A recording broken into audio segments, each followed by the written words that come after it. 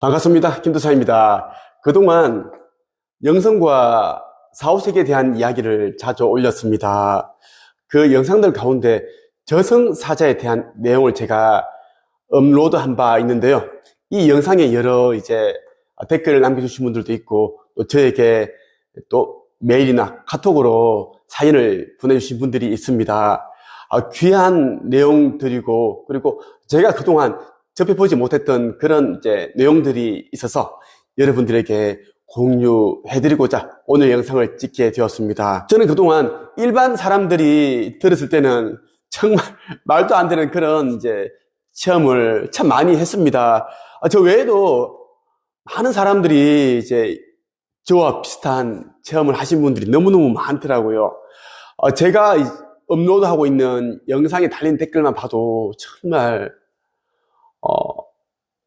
믿을 수 없는 그런 체험을 하신 분들이 너무너무 많으시더라고요. 오늘은 제가 그동안 올렸던 영상을 보시고 보내주신 사연을 제가 소개해드리면서 제 생각을 말씀을 드리겠습니다. 끝까지 경청하시면 정말 신기하다, 그럴 수 있겠다, 아니면 또 여러분들 가운데 이런 비슷한 체험을 하신 분들이 있을 겁니다. 제가 운영하고 있는 유튜브 또 다른 채널 김도사 영성 사후세계 TV가 있습니다. 꼭 구독하셔서 좋은 정보 많이 받아보시길 바랍니다. 바로 들어가겠습니다. 한 분이 이런 사연을 보내주셨어요.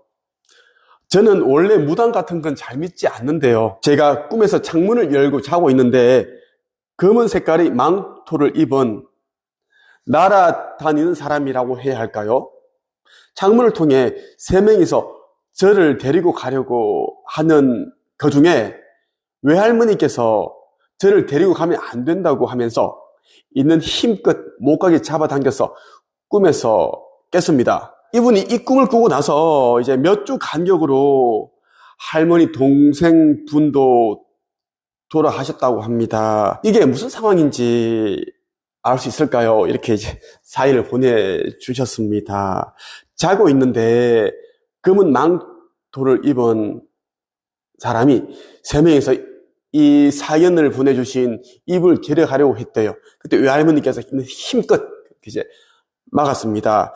그런데 몇 주 후에 할머니, 동생분이 세상을 떠나셨다 이거죠. 제 생각으로는 외할머니께서 이 망토를 입은 영적인 존재, 이 세 명을 막지 않았더라면 할머니 동생분이 아니라 이 사연을 올리신 이분이 아마 세상을 떠나지 않았을까, 이런 생각이 듭니다. 건강하더라도 교통사고가 있고 이런저런 사건이 일어날 수 있으니까요. 그렇게 해서 돌아가실 수도 있겠다 싶은 생각이 들었습니다. 또 다른 분이 이런 사연을 보내주셨어요. 결혼하고 2년차 신랑과 사이가 안 좋았습니다. 그점 그 1년을 꿈속에 소복 입은 귀신이 나타나고 뱀들이 날아다니고 잠을 잘 때 저승사자 2명이 자고 있는 저를 내려다보고 있었어요. 깨어나 무서워 방에 불을 켜놓고 잠을 잤습니다. 갈수록 몸은 야위어 갔지요. 결국 시어머니께 사정 얘기를 했더니 다니시던 절의 스님께 날짜를 잡아 집으로 오시기로 하였습니다. 오시는 그날 아침에 반려토끼가 하늘나라로 갔습니다. 기분이 묘했습니다. 그 후 결국 남편과 저는 남남이 되고 말았습니다. 그 후로는 아무런 꿈을 꾸지 않았고 마음이 편했던 기억이 납니다. 그러고 보면 이승과 저승 있을 거라 느껴집니다.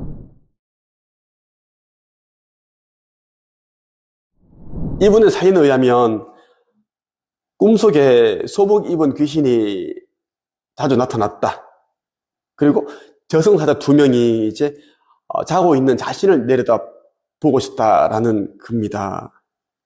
그리고 시어머니가 스님께 말씀을 드렸더니 집으로 와서 그렇게 기도를 해주기로 하셨는데, 스님이 오시기로 한 그날 아침에 반려토끼상을 떠났다. 반려토끼가 이분을 살렸다 있다라고 봐도 무방합니다. 영적 세계에서는 이러한 이제 원리로 또 돌아가기 때문입니다. 어떤 강아지는 주인을 위해서 자기의 목숨을 내놓기도 하거든요. 살다 보면 우리가 힘든 일을 겪습니다. 사업을 하시는 분들 같은 경우에는 이제 갑자기 사업이 잘 안 되고 아니면 이제 사업이 이제 넘어져서 집이 경매로 넘어가게 되고 이런 일들이 일어납니다. 요즘 대출금을 갚지 못해서 넘어가는 그런 아파트, 집들이 많대요. 또 다른 분이 보내온 사연을 보면 정말 인상 깊습니다. 저희 친정 아버지가 저승사자가 되어 저희 집을 한 바퀴 돌고 가는 꿈을 꾼 그 후로부터 우리 집이 경매에 시달리고 죽음의 기로에 섰던 기억이 지금도 생각하면 끔찍해요. 생각하고 싶지 않은 기억. 돌아가신 친정 아버지께서 저승사자의 모습을 해서 나타나셨다. 그 후로 자꾸 이제 사업이 어려워졌고 경매에 시달렸고 힘든 일이 계속 일어났다라고 보시면 되는데 저희 생각으로는 이제 친정 아버지께서 오신 이유가 자식을 데려가기 위해서 온 것이 아니라 지금 안 좋은 일이 일어나려고 하니까 한번 주변 한번 돌아봐라. 특히 사업을 하고 있으면 사업이 정말 이렇게 잘 되고 있는지 아니면 돈이 다 흘러가야 되지 않을 곳으로 돈이 빠지고 있는지 그런 부분들을 한번 둘러보라라는 그런 이제 의미를 가지고 나타나신 것 같은데 그때 잘 안 살펴보셨나 봅니다. 네. 사실 꿈이 나타난다고 해도 우리가 그 꿈을 잘 해석할 수가 없습니다. 네. 안타깝네요. 또 다른 분은 저승사자를 이제 몇 번 봤대요. 저승사자가 작은 아버지를 데리고 간다고 했을 때 자신이 이제 막았다고 합니다. 꿈속에서 관세음 보살 이렇게 크게 외치니 저승사자는 물러갔습니다. 깨어보니 꿈이었습니다. 제 기억으로 3번 꾸었습니다. 몇십 년이 지나도 생생합니다. 작은 아버지는 돌아가신 지 10년 되어갑니다. 꾼 지 한 5년 만에 돌아가셨어요. 저한테 저승사자가 본 지는 한 20년도 넘었습니다.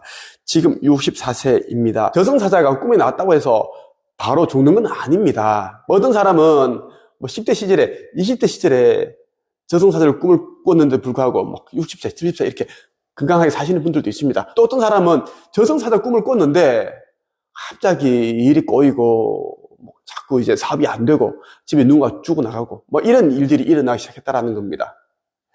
그래서 저승사자가 나타나는 데는 어떤 그런 의미가 있는데 그 의미를 잘 해석할 필요가 있다라는 겁니다. 그리고 저승사자가 한두 명이 아닙니다. 진짜 많아요. 왜? 우리가 살고 있는 이 지구에 매일 죽는 사람의 숫자가 얼마나 많겠습니까? 그 영혼들 한 명 한 명 다 찾아가서 그거를 안내를 하고 메시지를 주고 하려면 이 저승사자의 숫자는 어마어마하게 많다라는 겁니다. 저승사자가 또 이제 우리들이 꿈에 나타나는 데는 어떤 의미가 있는데 좋은 의미일 수도 있고 아니면 이제 갈 때가 다 되었으니까 마음 준비를 해라 이런 의미도 있습니다. 또 다른 분이 의미 있는 내용을 보내주셔서 제가 이 부분을 읽어드리고 오늘 영상을 마치겠습니다. 저승사자의 수는 한정되어 있는데 죽은 사람의 수는 너무 많아요. 저승사자는 3인 1조로 움직이며 요즘은 죽은 사람에게 찾아가지 않습니다. 주로 망자가 저승사자에게 접수를 합니다. 큰 병원 장례식장에 주로 사무소가 있어서 죽게 되면 여기서 접수를 하게 됩니다. 저승에서 저승사자, 요즘은 망자 안내인이라 부르는데 경쟁률이 무척 높고 죽은 사람이 많아도 아무나 뽑지 않습니다. 그러다 보니 제때 접수를 못하고 구천을 떠도는 귀신들이 많아지는 현상이 발생합니다. 장례식장에 새벽 1시경 저승사자들이 망자를 모아놓고 주의사항을 전달하는데 주로 주변 한적한 주차장이나 공원에서 하니 이때는 안 가는 게 좋습니다. 네. 여러분들이 그냥 이제 가볍게 이제 그냥 한번 생각을 해 두시면 좋겠네요. 오늘은 이제 저의 영상을 보시고 귀한 사연을 보내주신 분, 그리고 자신의 생각을 보내주시는 분들의 이제 내용을 여러분들에게 소개해 드렸습니다. 오늘은 여기까지 하겠습니다. 감사합니다.